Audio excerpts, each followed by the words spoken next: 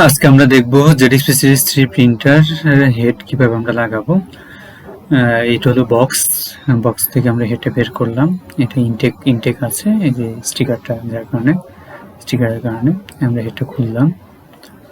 খুলে এই যে এটা হচ্ছে হেড। হ্যাঁ, এটা হচ্ছে কেবল।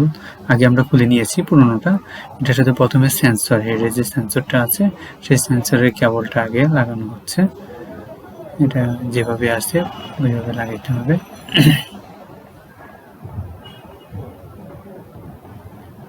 এটা একটু খেয়াল রাখবেন যেন উল্টো যেন না লাগানো হয়, যেভাবে আছে ডিরেকশন ঠিক এভাবে লাগাইতে হবে আমাদের।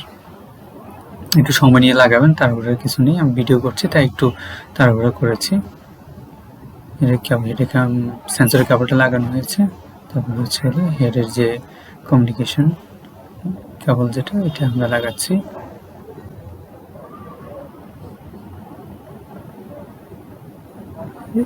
ফ্ল্যাট স্ক্রুড্রাইভার দিয়ে একটু চাপ দিয়ে দিবেন যেন কানেক্টিভিটিটা যেন ওকে ঠিকভাবে হয় আর কি। আর হলো আর্থিং আছে, আর্থিংটা জাস্ট লাগাই দেবেন। লাগাই দেওয়ার পর এখানে পজিশন আছে, পজিশন মধ্যে চাপ দিয়ে জাস্ট লাগাই দেবেন, তাহলেই হয়ে গেল আমাদের। এইভাবে আমরা হেডটা লাগাবো। হ্যাঁ, আজকে এখান পর্যন্তই।